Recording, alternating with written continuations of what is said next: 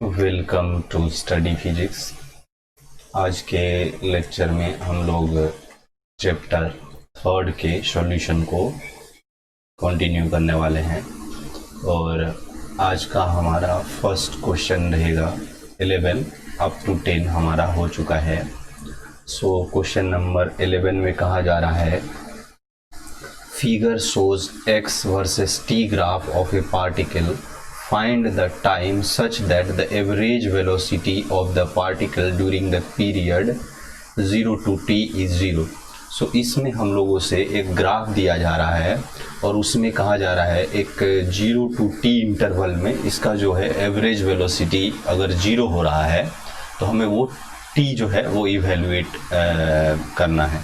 तो इसमें हम लोग पॉज करके इस ग्राफ को प्रिसाइजली ड्रॉ कर लेते हैं, फिर वीडियो कंटिन्यू करेंगे। सो इस तरह से हमारे पास कुछ ग्राफ है। तो हम लोगों से कहा जा रहा है कि एक इंटरवल 0 to t, इसमें क्या हो रहा है कि इस ग्राफ के अकॉर्डिंग एवरेज वेलोसिटी जो है वो 0 हो रहा है।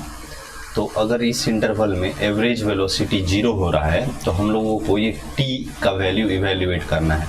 पहला तो मालूम है ये 0 है और जो फाइनल टाइम होगा वो हम लोगों ने इवेल्युएट करना है। तो देखिए, अगर एवरेज वेलोसिटी हम लोगों ने देखना है तो वो हम लोग क्या कहेंगे, वो हमारा इक्वल होता है डिस्प्लेसमेंट अपॉन टाइम ड्यूरेशन। सो ये वैल्यू होगा डिस्प्लेसमेंट अपॉन टाइम ड्यूरेशन, सो टाइम।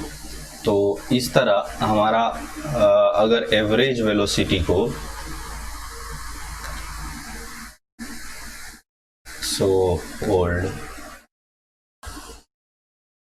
इस तरह अगर हमारा एवरेज वेलोसिटी को 0 करने का होगा तो किस तरह हो सकता है कि अगर हमारा डिस्प्लेसमेंट 0 होगा उसी टाइम पॉसिबल है कि हमारा एवरेज वेलोसिटी 0 होगा।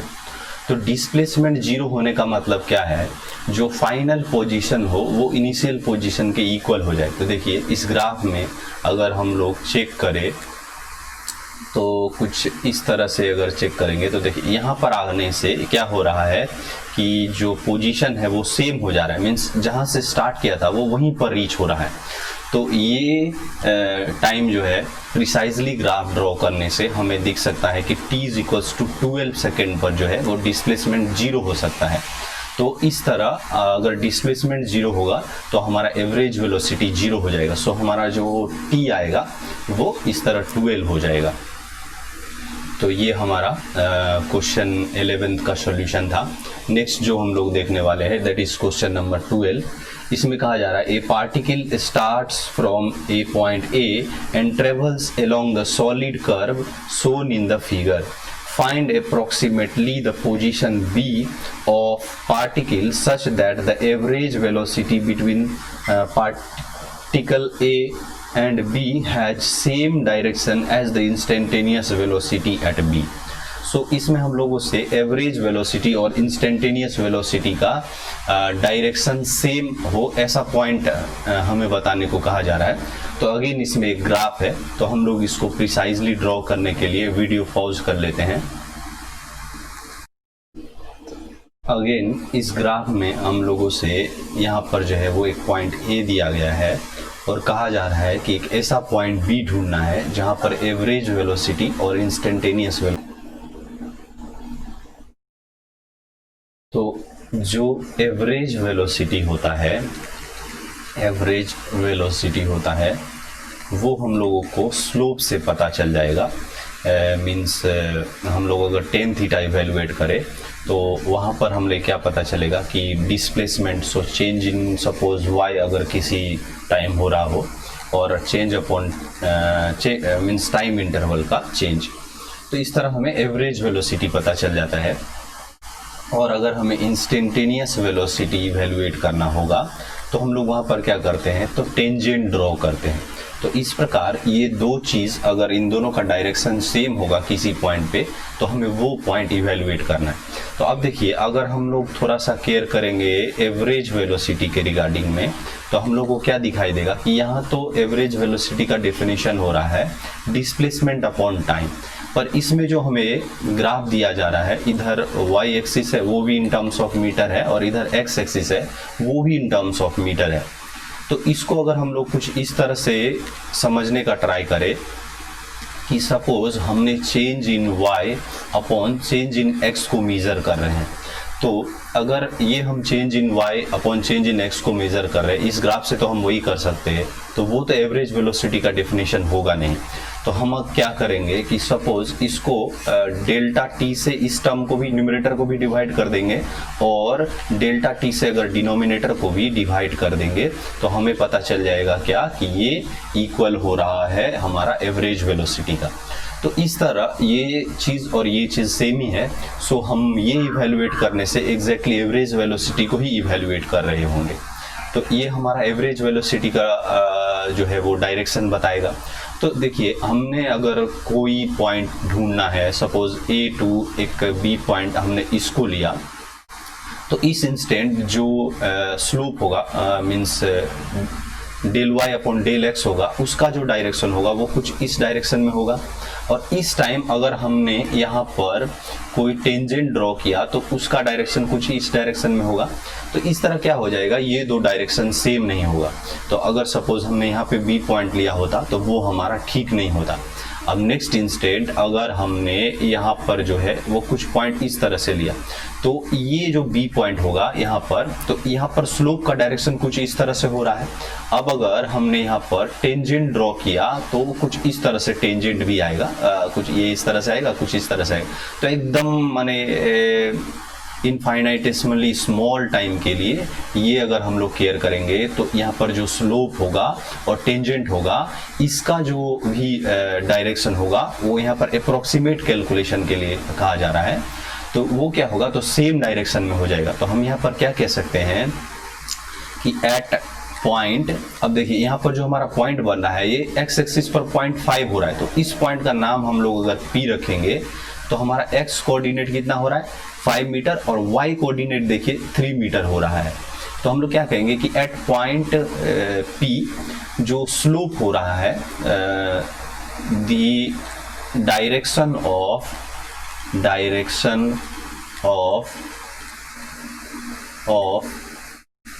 इसको हम लोग थोड़ा सा इस तरह रख लेते हैं, slope and tangent are same,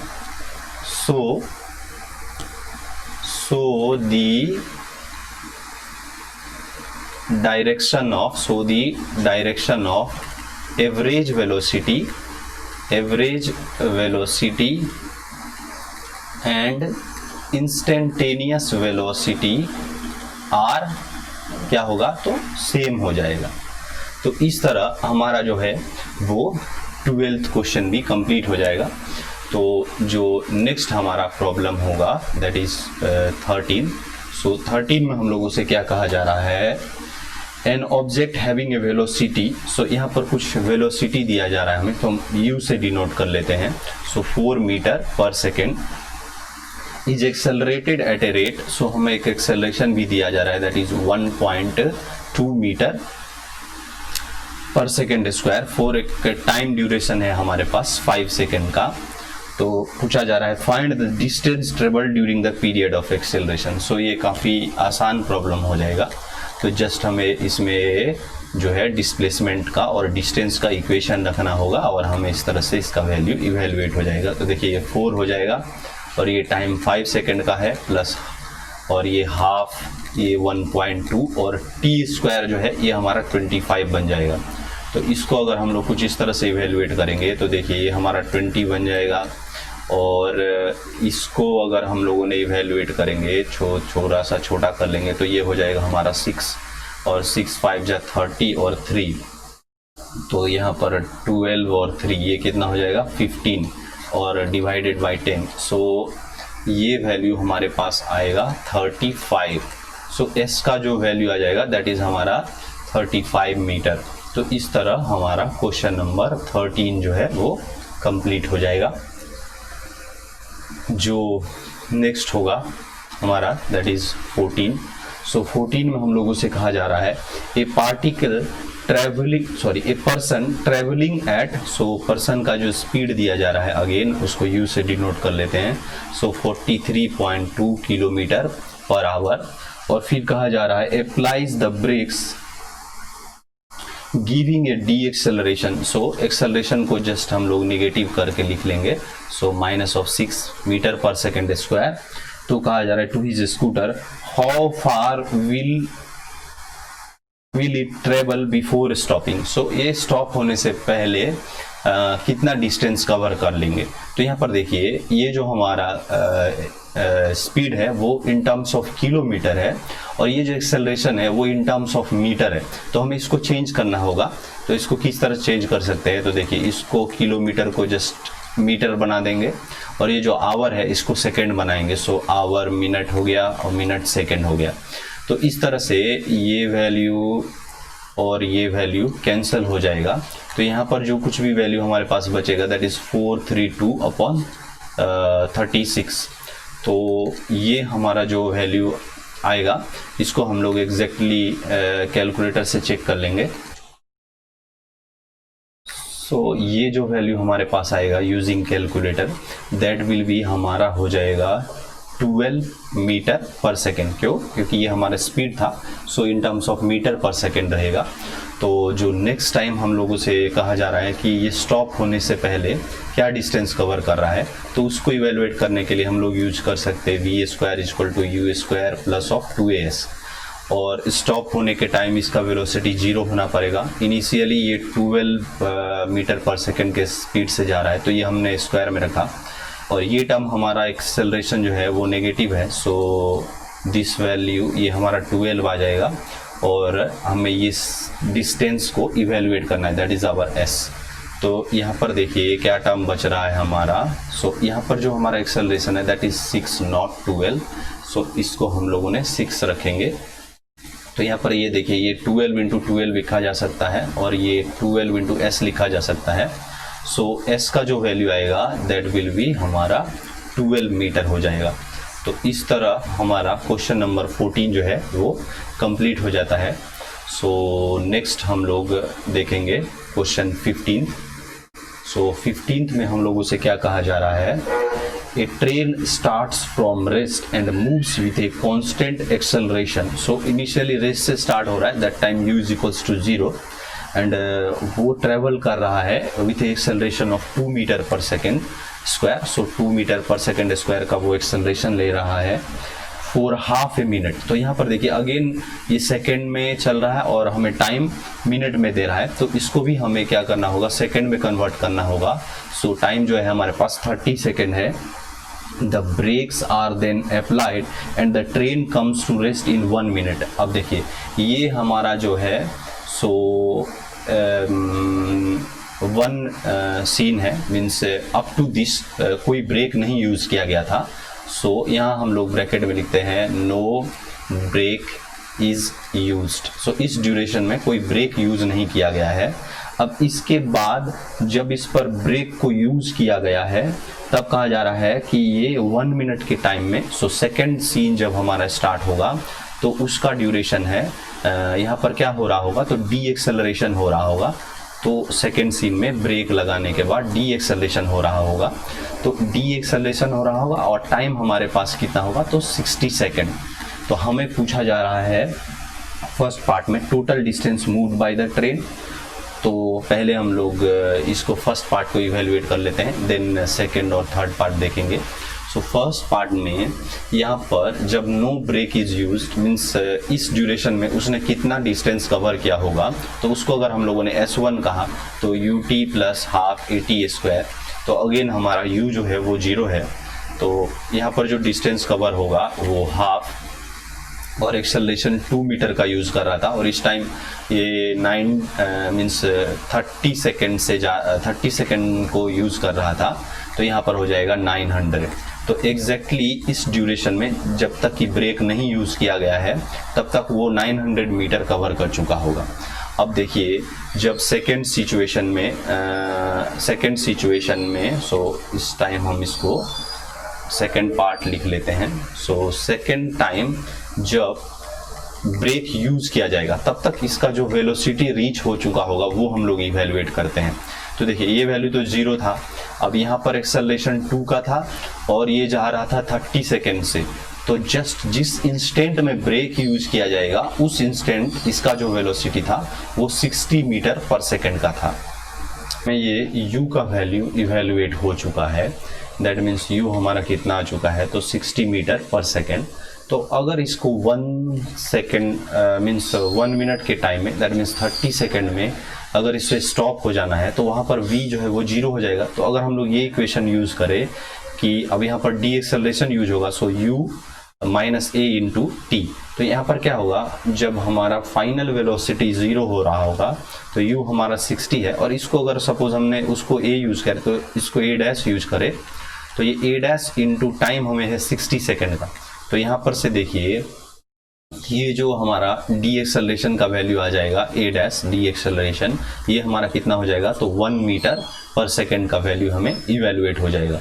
तो इस तरह जो डी एक्सेलरेशन का मैग्नीट्यूड होगा वो हमारा कितना हो जाएगा तो 1 मीटर पर सेकेंड। अगर इसको हम साइन कन्वेंशन को साथ लेते हुए यूज़ करते तो जस्ट हमें यहाँ पर +1 यूज़ करना था, तो यहाँ पर डी एक्सेलरेशन का वैल्यू माइनस आता। हम जस्ट मैग्नीट्यूड देख रहे हैं तो इस तरह हमारा आ जाएगा। अब देखिए ये अगर यहाँ पर डी एक्सेलरेशन यूज़ कर रहा है 1 मीटर पर सेकेंड का, तो इसको हम जस्ट यहाँ पर लिख देते हैं कि मैग्नीट्यूड वाइज, और इसको अगर डायरेक्शन वाइज देखेंगे तो 1 मीटर पर सेकेंड स्क्वायर। ये इस तरह से हमारा डी एक्सेलरेशन का वैल्यू हो रहा है। तो अब अगर हमने इस ड्यूरेशन में जब तक ये डी एक्सेलरेशन यूज हो रहा था तब तक इसने क्या डिस्टेंस कवर किया, तो फॉर डी एक्सेलरेशन यहाँ पर क्या हो जाएगा -2as। तो इसको हम लोग इस तरह से लिखेंगे। तो फाइनल वेलोसिटी तो 0 हो रहा है, इनिशियली ये 60 का स्पीड से जा रहा था तो 60 माइनस 16 टू 60 ये हमारा 2 इंटू 1, अब हम माइनस में यूज़ कर रहे हैं सो डायरेक्टली मैग्नीट्यूड यूज़ कर सकते हैं। और यहाँ पर जो भी डिस्टेंस कवर किया इसको अगर हमने s2 कहा तो इसको देखिए हम लोग किस तरह लिख सकते हैं। सो ये हमारा हो जाएगा 3600 डिवाइडेड इक्वल टू ये 2s2, सो s2 का वैल्यू जो आएगा वो हमारा हो जाएगा 1800। तो अब देखिए फर्स्ट ड्यूरेशन में उसने 900 मीटर का डिस्टेंस कवर किया था जब वो मींस एक्सेलरेशन से चल रहा था। तो टोटल डिस्टेंस जो हो जाएगा इसमें टोटल डिस्टेंस वो हमारा क्या होगा तो s1 प्लस s2 वो हमारा किसके इक्वल होगा तो 900 प्लस 1800 दैट इज हमारा 2700 मीटर का इक्वल हो जाएगा, जो कि होगा 2.7 किलोमीटर के इक्वल। सो हमें टोटल डिस्टेंस का वैल्यू जो है वो इस तरह से इवेल्युएट हो जाता है।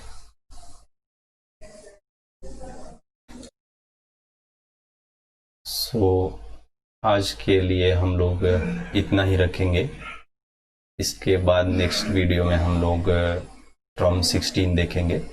सो thank you, with request to share, subscribe, support, क्योंकि ये सब हमारे लिए काइंड ऑफ मोटिव